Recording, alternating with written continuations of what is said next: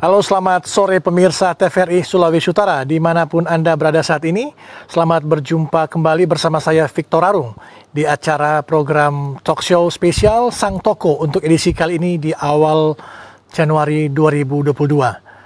Dan pada edisi kali ini kami akan menampilkan seorang tokoh masyarakat Sulawesi Utara. Beliau pernah berkecimpung di dunia premanisme sekitar puluhan tahun dan akhirnya beliau datang melayani Tuhan, datang dalam pertobatan sehingga beliau menjadi seorang hamba Tuhan dan memegang salah satu gembala sidang Gereja Betel Indonesia di Kota Manado. Dan sekarang juga beliau memegang Ketua Umum atau Tona Aswangko Laskar Manguni Indonesia atau LMI, organisasi adat terbesar Indonesia saat ini.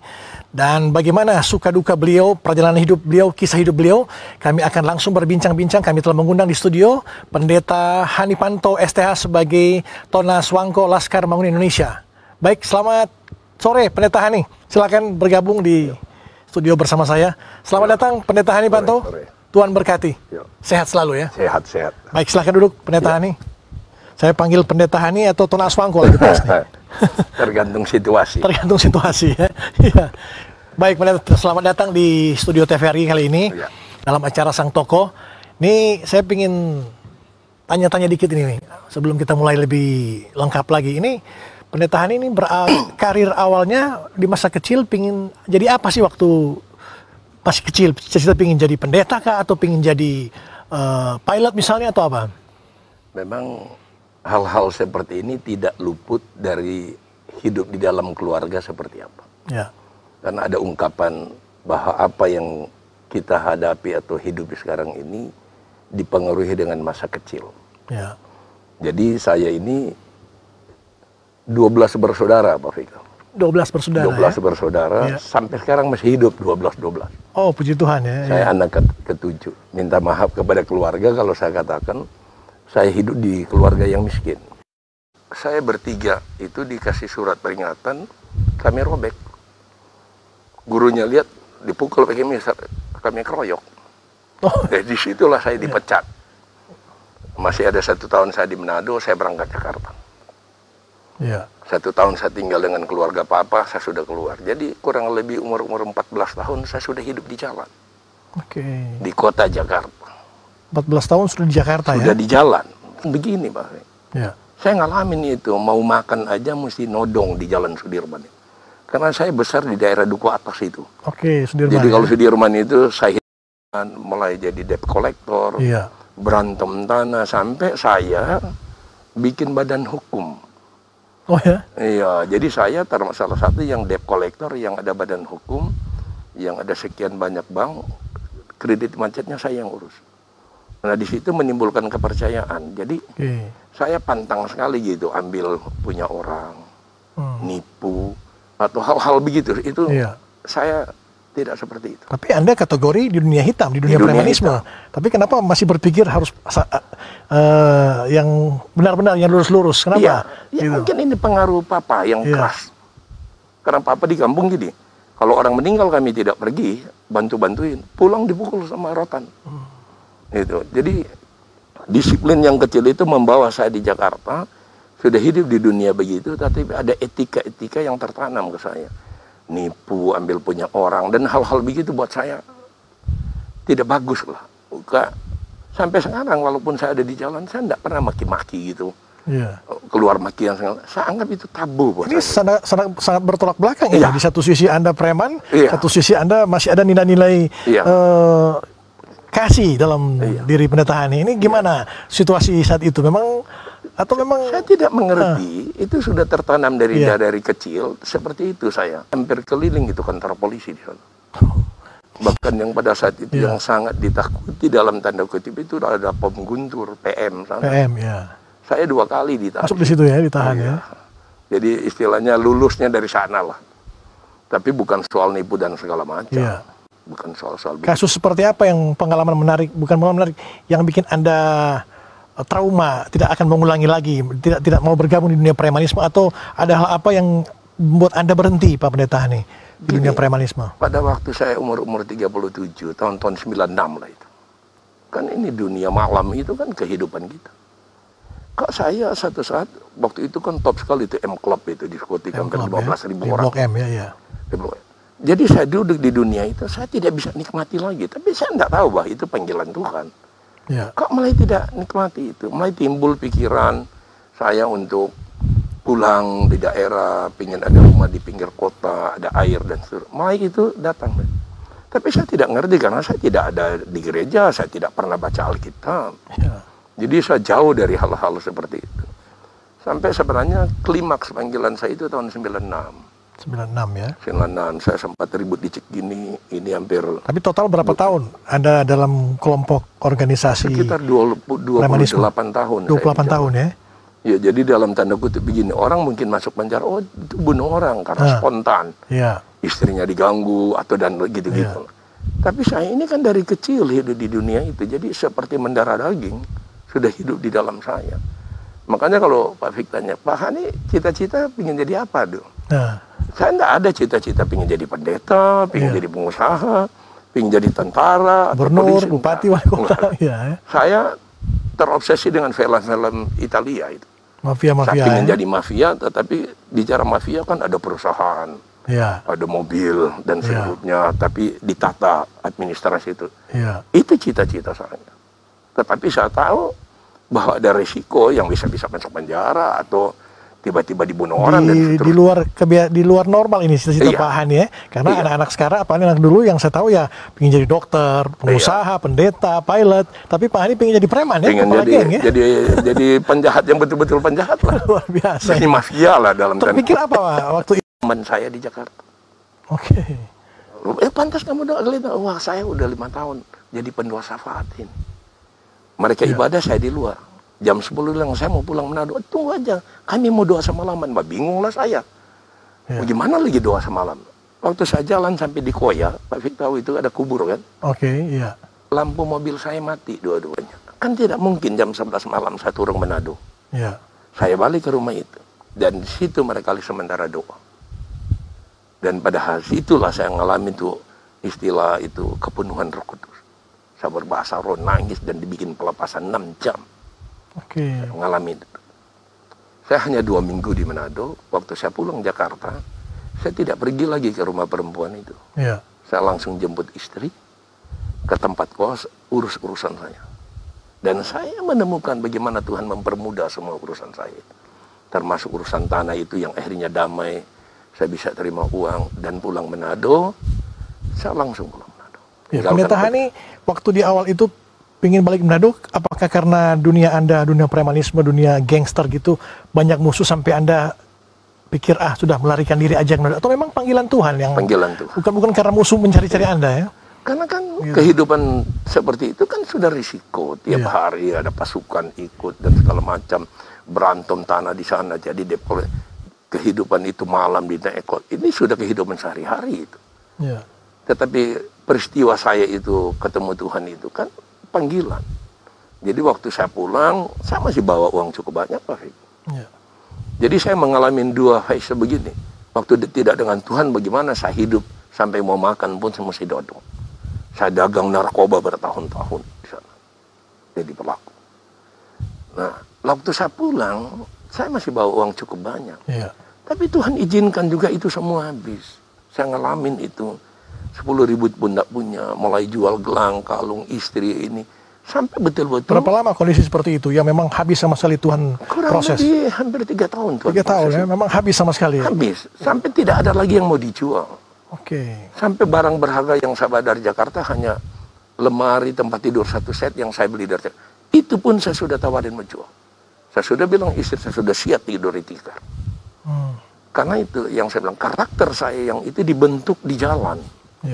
Yang tidak menyerah. Saya hanya berpikir saya pulang, Tuhan yang panggil, bukan manusia yang ajak saya pulang. Tuhan yang harus tanggung jawab.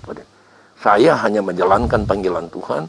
Hidup saya mulai diubah oleh firman yang dulunya itu dalam tanda kutip, gimana sih hidup di jalan, Pak? Yang orang lihat lama-lama aja bisa kita tanya, kenapa lihat-lihat? Hidup dengan Tuhan, orang sudah maki-maki pun ini, saya tidak bisa balas. Nah, itu proses pembentukan itu. Mungkin ada banyak kita bisa mengalami proses yang lain. Tetapi soal keuangan dan merubah karakter lama itu yang bertahun-tahun di dunia hitam, butuh waktu yang panjang. Untuk waktu yang panjang, Yang panjang. tidak semudah balik telapak Tidak tangan. mudah. Orang bertobat, yes. Ya. Tetapi merubah karakter lama itu menjadi karakter Kristus, hanya firman yang bisa hidup dalam hidup kita, yang memampukan kita. Bagaimana keuangan saya yang sampai nol, lalu saya harus bertahan. Sampai saya sering tulis begini di Facebook. Hidup itu hanya sekali dan singkat. Tapi kalau hidup kita bermanfaat bagi banyak orang, sekali hidup itu cukup. Lanjut lagi langsung berbincang dengan Pendeta Hani Pantau. Baik Pendeta Hani, tadi ada pingin saya tanya lagi menyangkut Anda waktu awal dipanggil Tuhan, melayani Tuhan, bertobat, kurang lebih 3 tahunan Anda kehilangan semua kepunyaan Anda. Nah di saat itu kan pasti ada bertentangan, waduh kok ikut Tuhan susah, toh mendingan saya balik lagi ke dunia premanisme puluhan tahun lalu. Gimana waktu itu perasaan Pendeta Hani? Soal ekonomi memang. Ya. Tetapi yang saya katakan dari awal, hidup saya Tuhan yang tahu. Jadi Tuhan izinkan semua saya alami itu untuk melatih mental saya. Jadi pada waktu saya betul-betul kehilangan uang, sudah jual semua, tidak ada lagi yang bisa dijual. Bahkan tempat tidur juga sebelum jual, saya sudah siap tidur di tikar. Teman-teman dari Jakarta, waduh banyak sekali telepon, Bung balik, Bung begini. Saya sudah jadi pendeta. Enggak, Bung enggak usah turun lagi jadi penasehat begini. Bahkan ada godaan begini, Bung tulang kuning. Kenapa tulang kuning? Setiap persoalan masalah yang Bung tangani selesai jadi duit katanya. Itu kan godaan. Di samping kita di sini sudah kehilangan semuanya. Tetapi semakin saya seperti itu, semakin saya masuk lebih dalam dengan Tuhan. Sampai muncul bahwa sekali Yesus tetap Yesus buat saya. Sekali merdeka tetap merdeka. Jadi perkataan-perkataan itu membuat saya itu mampu bertahan di kondisi-kondisi seperti itu. Saya semakin ke dalam, saya jadi pendeta. Kan begini, orang-orang kayak kita ini kan bertobat saja duduk di gereja, itu sudah ajaib. Tetapi saya ini Tuhan percayakan ada gereja, jadi saya gembala sidang. Lalu sekarang ini saya kan saya ketua Gereja Betel Indonesia di Manado. Jadi ini saya anggap jadi bumper, jadi penghalang semakin Tuhan bawa untuk saya tidak mudah lagi untuk keluar dari dalam. Karena ada hal-hal yang terjadi yang tidak mungkin. Saya walaupun hidup di dunia hitam, saya sebenarnya tipikal orang yang demam panggung. Jadi waktu saya mulai doa, saya bilang, Tuhan kalau betul Tuhan panggil saya, jadikan saya seorang pengkhotbah. Karena apa? Saya anggap itu tidak mungkin. Tetapi dia berjalan terus sampai saya Tuhan percayakan gereja. Dari awal saya menginjil dari kota ke kota, masuk kampung, desa, sampai sampai sekarang ini. Jadi cukup menyakitkan prosesnya. Total berapa tahun dari awal melayani Tuhan, dipanggil Tuhan sampai saat ini, berapa tahun totalnya Pendeta Hani? Saya waktunya? Kan 97 pulangnya, sudah kurang lebih 24 tahun. 24 tahun ya. Ada teman saya yang akrab, dia seorang pengusaha di sini. Waktu saya ketemu dia bilang begini, kalau kamu mampu bertahan 1 tahun di Manado, baru saya percaya kamu bertobat. Karena dia anggap tidak mungkin lah seorang Hani Pantau itu bisa bertobat. Saya ingat seorang Diki Maingkom yang ketua Brigade Manguni datang ke rumah saya. Kami kan cukup dekat di Jakarta. Bahasa dia begini, nih betul kamu sudah bertobat? Saya bilang sudah, Bung. Waduh, kalau kau sudah bertobat, sudah mau kiamat ini. Karena kami tahu bagaimana situasi di Jakarta tuh. Hadapi kehidupan antar kelompok, antar geng, bagaimana nyari duit. Ada banyak hal yang kalau saya renungkan sekarang, bagaimana itu tangan Tuhan menyertai saya. Ada banyak hal yang mestinya mati dan segala macam. Nanti setelah saya di sini baru saya renungan, bukan main. Itu Tuhan punya rencana dalam hidup saya, itu sangat luar biasa. Selama melayani Tuhan, banyak sukanya atau dukanya ini selama 20 tahun lebih ini? Gini, kalau bicara proses, yes. Karena itu bagian daripada pembentukan karakter kita menjadi hamba Tuhan. Tetapi sebenarnya semakin kita ke dalam, kita akan menikmati itu sukacita dengan Tuhan. Itu yang Tuhan kasih, bahwa di tengah persoalan, tantangan, masalah, itu sukacita dari surga itu menjadi bagian kami. Itu yang membuat kami mampu bertahan. Walaupun proses itu menyakitkan, orang salah paham, orang fitnah, nggak punya duit, dan seterusnya. Ini bagian-bagian yang sebenarnya melatih kita menjadi hamba Tuhan agar apa?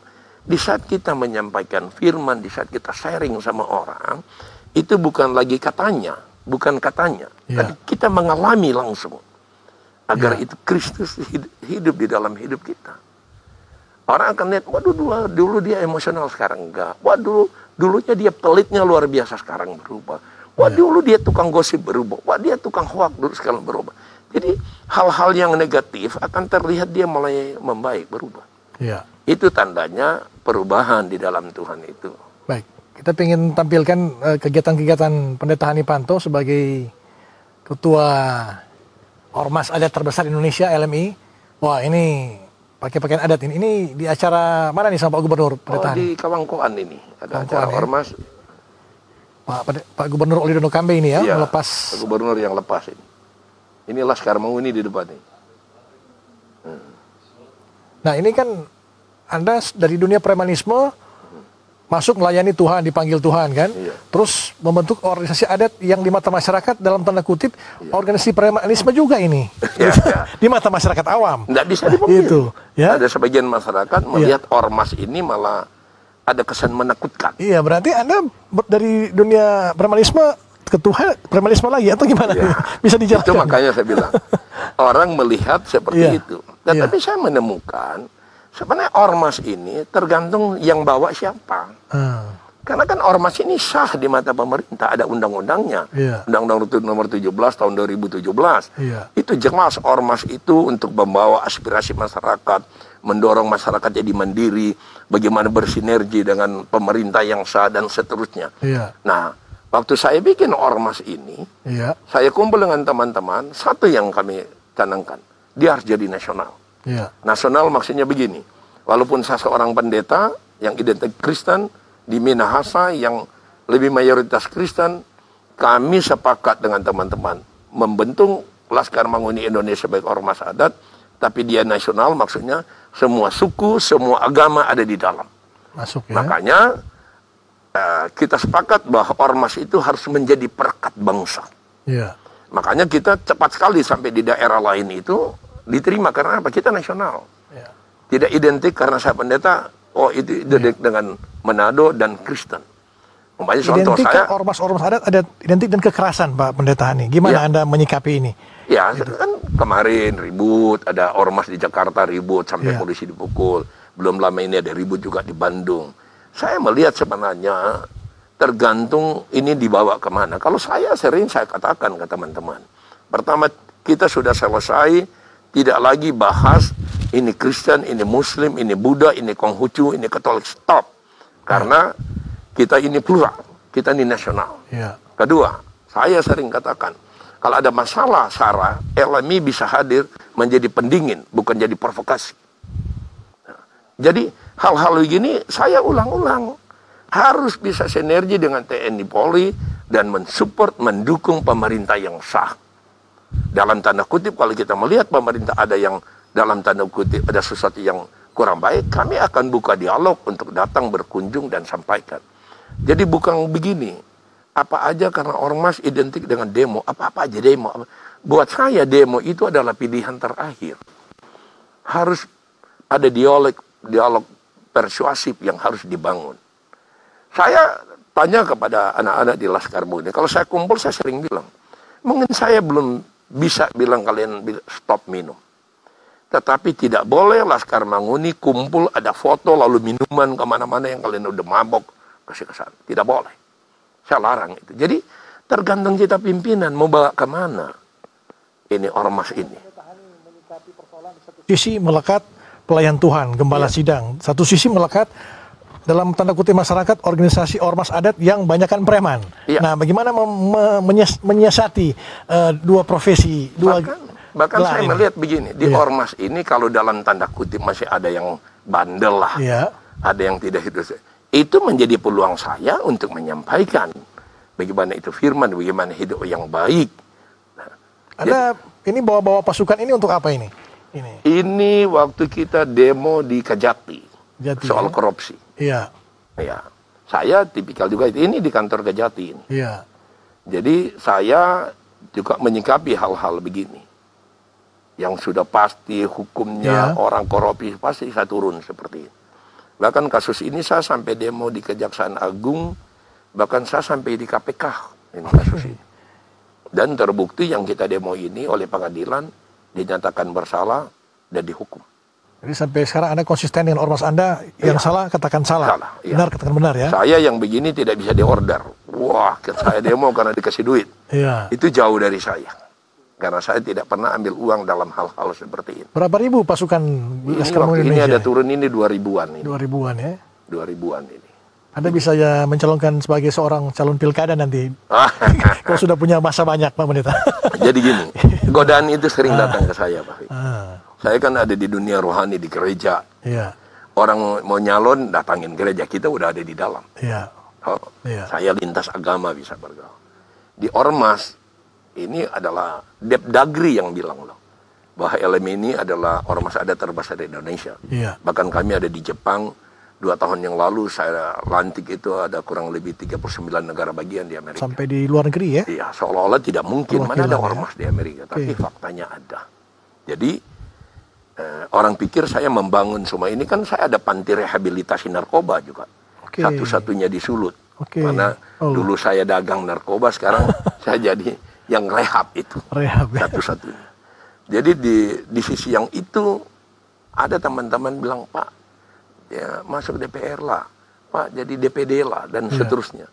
Saya bilang, enggak, jangankan kampanye, saya keluar uang, saya tinggal tanda tangan aja jadi anggota dewan, itu bukan domain saya lagi, itu teman-teman yang lain. Saya tidak tertarik lagi ke sana. Sedangkan waktu saya di Jakarta, saya ini kan sudah ada di ormas, saya sempat aktif di FKPPI. Saya ini, kalau lihat teman-teman di PDI sekarang ini, saya PDI masih 3 partai, saya sudah di PDI di Jakarta. Bahkan waktu di Ponegoro diserbu, saya ada di dalam. 27 Juli ya? Bu Mega, kampanye. Foto-fotonya masih banyak. Tetapi bahkan kemarin ada 2 partai yang deketin saya untuk jadi anggota dewan. Bahkan mereka bilang, Pak Hani, kalau tidak punya biaya, kami bayar. Terima kasih. Saya bukan ke sana lagi. Di partai saya berteman dengan semua. Jadi awalnya ini pingin bentuk ormas ini apa maksud tujuan Pendeta Hani Panto? Apakah untuk gagahan saja bahwa saya memiliki masa ribuan gitu? Saya harus ditakuti, saya harus disegani gitu. Godaan itu sebenarnya berawal dari rusuhnya Ambon. Saya mulai tertarik untuk ini. Tapi kan saya masih kuat di dalam pelayanan itu. Kenapa? Saya melihat ormas ini adalah kekuatan massa yang mestinya, itu yang saya katakan, ormas itu mestinya jadi perekat bangsa. Jadi bukan memprovokasi sesuatu, atau seperti Pak Fik bilang, kita bikin ormas biar kelihatan banyak, biar gagah, wah dia ketua umum. Bukan itu. Saya tidak lagi ke arah sana. Saya kepingin ormas itu, khususnya LMI, menjadi perekat bangsa ini, dia jadi nasionalis, dia bisa masuk di semua lini persoalan, tetapi ikut menyelesaikan persoalannya. Bukan kita ini masuk ke sana dengan tujuan uang dan seterusnya. Saya tipe pekerja, Pak. Saya cari uang bekerja, bukan bikin takut pengusaha, bikin takut pemerintah, lalu dapat uang. Saya tidak buat gerakan-gerakan seperti itu. Saya tahu kalau sampai juga saya seperti itu, seorang Bapak Victor Rarung pasti tahu. Dan saya tahu kalau saya ada dalam tatanan ini, saya tidak layak duduk di sini. Sebagai sang tokoh ya? Sang tokoh, karena begini Pak Victor pas kasih naik aja, narasumbernya Pendeta Hani Panto bla bla bla. Lalu saya ada utang di sana, ada tipu orang di sana, ada hal-hal negatif. Ini bisa masuk WA, bisa ke TVRI juga, bla, itu tidak pantas itu. ABCD ini kan bahaya. Dan saya tahu kan tidak mudah memutuskan saya bisa duduk di sini. Ada parameter-parameter. Iya, ada ukuran-ukuran. Jadi terima kasih dengan saya diundang di sini. Saya tahu bahwa ini sudah sudah dilihat. Boleh nggak Pendeta Hani Panto duduk sini? Baru taruh gambarnya orang sudah resistensi begitu banyak, mau jadi apa? Tidak baik buat Pak Victor, tidak baik buat TVRI. 24 tahun saya ada di sini. Kalau sudah menyangkut kepentingan masyarakat, banyak contoh. Ada video-video saya yang gereja model eksekusi dan seterusnya. Ada berapa? Ada mungkin ada sekitar 9 gereja yang Iya. saya tahan, tidak boleh. Tidak Intinya terjadi apa? itu, tidak terjadi itu. Tidak terjadi. Buat saya tempat ibadah, selalu saya bilang tempat ibadah bukan gereja. Iya. Tempat ibadah di Sulut tidak boleh dibongkar pakai ekskavator. Iya. Saya selalu dorong, namanya tempat ibadah harus ngobrol, harus ada solusi. Iya. Tidak boleh dibongkar. Bagaimana sih tempat ibadah untuk orang berkumpul untuk memuji Tuhan jadi orang baik kok bisa dibongkar?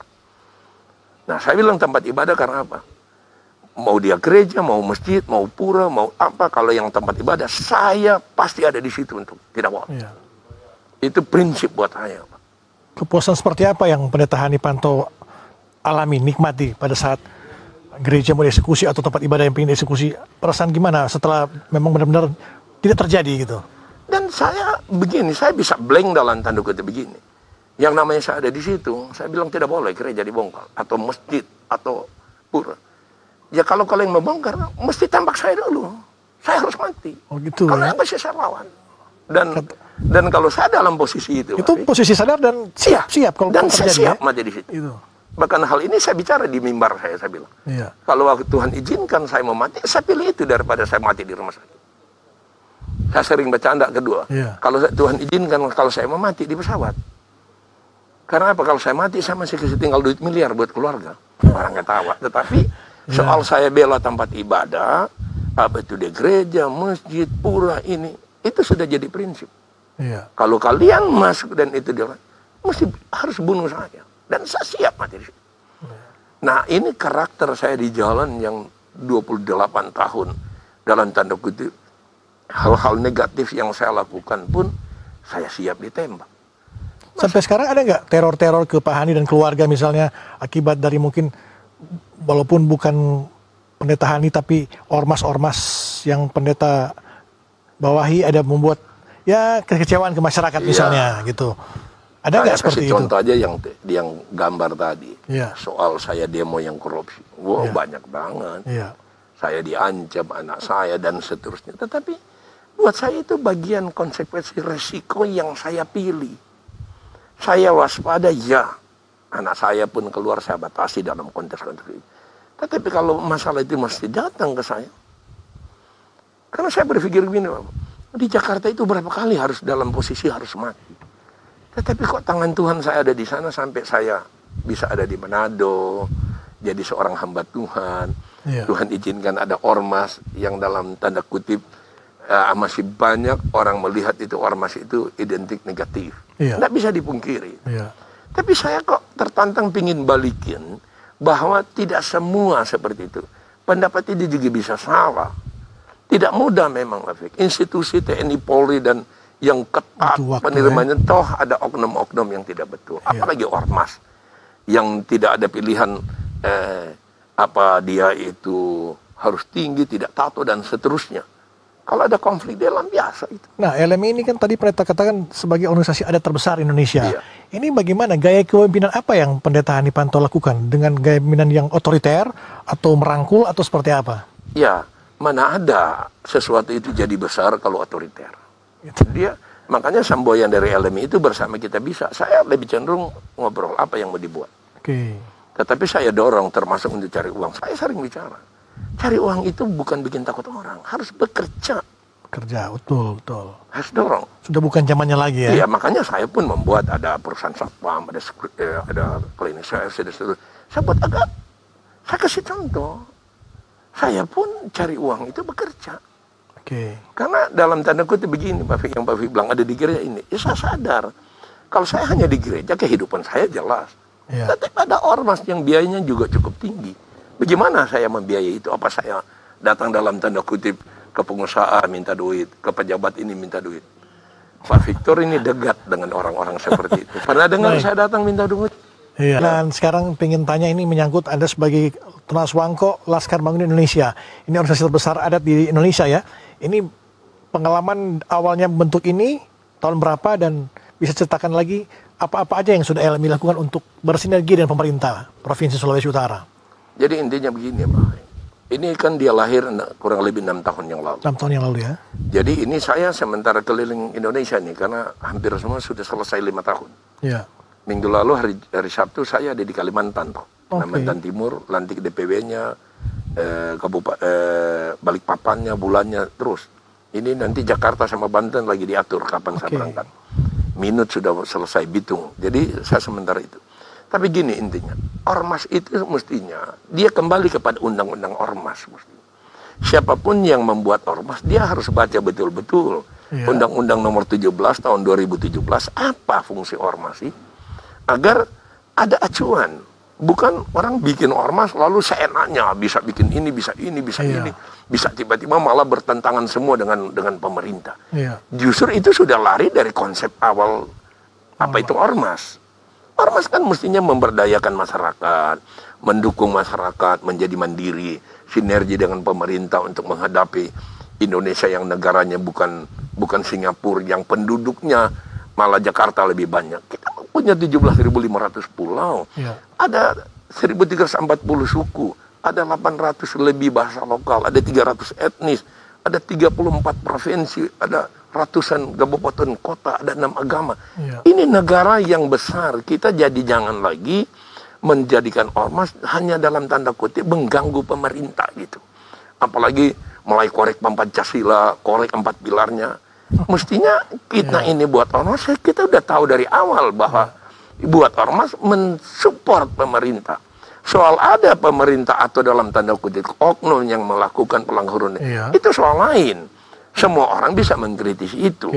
Tapi saya memilih begini, kalau ada begitu saya lebih berjumpa dan ngobrol seperti ini. Saya tidak bawa ormas ini apa-apa aja demo, apa-apa aja demo. Turun ke jalan demo besar-besaran. Lalu ada kesan kita bertentangan dengan pemerintah.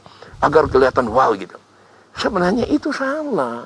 Kita menjadi partner pemerintah, TNI Polri, mensupport, kritis juga boleh. Bagaimana pemerintahan ini menghilangkan stigma di masyarakat bahwa ormas-ormas ini nyaris cenderung ada budaya-budaya siapa lu, siapa ngana di jalan, turun-turun ke jalan gitu. Nggak bisa dipungkiri. Ini pengurus anggota terlepas ada yang memang berpendidikan dan seterusnya. Nggak bisa dipungkiri. Ini akar rumput ini banyak dengan orang-orang yang tadi Pak Fitri bilang, lu mau apa? Emang gua siapa gitu? Tuh. Jadi ini karakter ini bagaimana? Itu yang saya bilang setiap rapat pertemuan dari pemimpin kasih tahu apa tujuan ormas, apa yang harus kita buat. Ini kan harus setiap pertemuan ini saya sering ingatkan itu.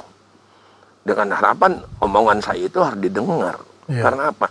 Itu yang saya bilang dari awal saya dengan teman-teman waktu bentuk ormas ini, kita sepakat kita ini plural, kita ini nasional. Semua suku, semua agama ada, kita harus menjadi perekat bangsa. Itu clear, itu yang harus ke depan. Soal itu uang itu kan kalau saya balik ke Alkitab, burung aja Tuhan pelihara, apalagi manusia. Selama kita mau berusaha, kita mau bekerja, Tuhan sanggup memenuhi kebutuhan kita. Jadi hal-hal ini dari saya harus mengalir kepada pengurus yang lain, kepada anggota lain, dan harus mampu jadi contoh kepada ormas yang lain. Soal ada yang tidak suka, ada yang salah paham, saya kembali ke Alkitab, Pak. Tuhan yang kita anggap sempurna, ada aja yang salah paham sama beliau kok.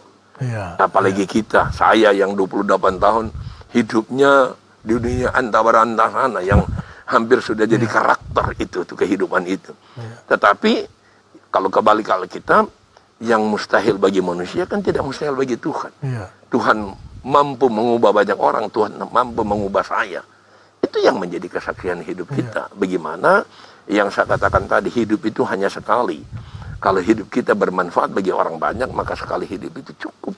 Kalau mengalami masalah, saya sering bilang ke teman-teman, pakai semboyan ini. Bangkitlah, sampai domba menjadi singa. Maksudnya kita jadi kuat. Nah, hal-hal yang seperti ini mesti tertanam. Apalagi kita ini, saya hidup di Jakarta dengan semua suku lain, membuat waktu saya balik, bikin ormas, prinsip plural saya sudah terbentuk sekian lama. Makanya saya bisa ada di masjid, saya bisa ada dengan teman-teman muslim. Silakan saya kasih tahu, jadilah muslim yang baik, jadilah Kristen yang baik. Saya harus percaya bahwa Tuhan saya, Yesus. Kalian harus percaya tentang Tuhan kalian. Mari, kita tidak seiman, tapi kita kan bersaudara di dalam sosial. Bangun ini, Indonesia ini bukan dibangun oleh satu agama, oleh semua agama. Gotong royong Mari kita sama bergandengan tangan untuk menjaga NKRI ini. Karena kalau ada yang dalam tanda kutip pribadi kelompok yang sementara mengganggu NKRI, itu urusan kalian. Tetapi buat saya, NKRI itu harus saya jaga, apapun taruhannya. Ya. Jadi ada hal-hal yang prinsip dalam hidup saya. Bercandanya begini, Pak Fik. Ya, kalau mau mati di Jakarta, saya dibungkus daun pisang, dibuang, dipikir lemper. Kalau saya mati di Manado sekarang, minimal Pak Victor juga datang melayat lah ke saya. Saya sudah mati. Bagaimana pendeta Hani menyikapi ini? Satu sisi pelayan Tuhan, gembala sidang gereja, di khotbah-khotbah mengatakan harus ada sukacita, ketenangan, tenang, sabar, penuh kasih. Sisi lain, Anda sebagai ketua Ormas, Tonas Wangko, berapi-api, emosional saya lihat kalau di demo-demo. Bagaimana kepribadian ganda gitu bisa diatur gitu? Ya, saya bercanda begini, Pak. Di saya itu ada 2 burung. Yang pertama tentu burung merpati itu lambang itu tadi gereja itu. Burung manguninya munculnya di mana? Ya kalau saya hadapi ketidakadilan itu. Burung manguni baru muncul itu. Muncul itu. Yang pasti lihat ini kalau mau tembak saya. Burung manguni itu muncul di mana dalam tanda kutip? Kalau saya hadapi teroris dan seterusnya, saya tidak bisa lang begini. Ini pipi kiri saya kalau belum pos ini pipi kanan, nggak bisa. Jadi di mana konteks ini muncul? Tetapi yang utama dalam hidup saya itu burung merpati itu tuh Yesus. Saya harus melakukan sesuatu yang selaras dengan firman. Soal karakter saya yang teriak karena korupsi, saya jaga gereja sana jangan dibongkar, itu bagian yang lain dalam hidup saya. Tapi yang pasti ormas itu mestinya dibawa kepada ormas yang punya integritas. Ormas yang itu yang saya teman-teman, kalau perlu ada anggota yang anaknya butuh yang berprestasi untuk kita tunjang biaya, kita usahakan. Kemarin saya rapat karena COVID, nah ini akan diaktifkan lagi semua departemen. Untuk kelihatan LMI ini bukan ormas pelantikan. Habis lantik nggak tahu bikin apa. Harus bikin kegiatan-kegiatan positif, apa dia donor darah, kegiatan olahraga dan seterusnya. Lalu sinergi dengan pemerintah. Karena di pemerintah semua itu ada. Pemerintah juga suka kalau ada masyarakat dalam tanda kutip ormas yang melakukan hal-hal ini, pemerintah akan support. Saya kemarin rapat itu bicara itu. Harus mampu memanfaatkan juga dana-dana pemerintah dalam tanda kutip untuk buat kegiatan-kegiatan sosial, kegiatan olahraga yang berdampak kepada masyarakat. Mestinya ormas ambil bagian. Nah ini pendeta Hani kan sudah belasan atau puluhan ya ormas yang ada di Manado ya, Sulawesi Utara ya. Udah banyak. Nah ini bagaimana LMI berkolaborasi dengan ormas-ormas lain yang ada di Sulawesi Utara? Seperti apa kolaborasinya? Ini gini, makanya saya bilang jangan di sisi yang lain saya tidak boleh arogan, saya tidak boleh merasa paling besar. Saya harus mampu menyatu dengan teman-teman yang lain. Itu prinsipnya. Karena begini ya Pak. Ini masukan juga kalau ada pemerintah TNI Polri yang dengar. Harus dilihat, kalau Jakarta identik yang dibikin pendekatan tokoh-tokoh agama dalam tanda kutip karena apa yang demo mereka. Di Sulut, tokoh agamanya nyaman-nyaman aja. Yang sering ada di jalan kan ormas. Nah bagaimana caranya bisa ngobrol dengan ormas? Yang saya bilang ajak ngopi ormasnya ini. Karena kadang-kadang kan komunikasi yang mandek ini yang membuat tiba-tiba ada reaksi-reaksi di jalan. Nah, yang selalu sarankan, minggu lalu kita ketemu Kapolda di Swiss Bell, Kapolda baru toh. Itu pun saya bilang, Pak, ajak ormas ini untuk ngopi. Apa maksudnya? Bangun komunikasi. Agar jangan ada kesan kita ini menjadi pemadam kebakaran. Ada masalah kita dipanggil ngobrol. Nggak ada masalah susam ketemu. Dan nanti biayanya sangat murah kalau kita diajak ngobrol seperti ini, ngopi. Jadi dimanfaatkanlah. Terbukti hasil seperti itu lebih efektif. Lebih efektif ya. Lebih efektif. Jadi respon dari pemerintah sejauh ini, Anda melihat pemerintah Provinsi Sulawesi Utara maupun kabupaten kota di Sulut seperti apa dengan hadirnya ormas-ormas yang ada di Sulut ini? Ya, prinsipnya kan begini. Kalau bilang dicegah, buktinya tumbuh banyak. Tetapi dalam kesempatan ini saya dorong ke depan itu harus ada dibangun komunikasi yang lebih intens.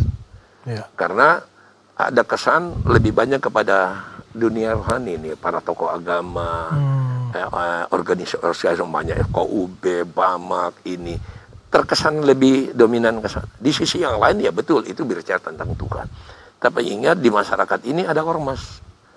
Ormas-ormas ini juga sebenarnya bagian daripada masyarakat, partner dari pemerintah. Kalau saya mau ditanya ke saya, kemarin pun saya dorong, Pak, mesti dibangun komunikasinya. Karena sering itu terjadi sesuatu karena kurang komunikasi, karena salah informasi. Iya. Kan saya kasih contoh, ada bagaimana ditolak, ada orang tertentu masuk di Manado dan seterusnya. Iya. Itu karena komunikasi yang putus. Oke. Ke depan harapan saya, pemerintah lebih jeli untuk melihat hal-hal seperti ini. Saya pribadi, saya rindu ini pemerintah secara global, Pak Jokowi ini dia lebih baik, pemerintah Sulut menjadi lebih hebat. Saya ada di sana, Pak. Ya. Tidak ada yang sempurna. Ngurus ini tidak mudah.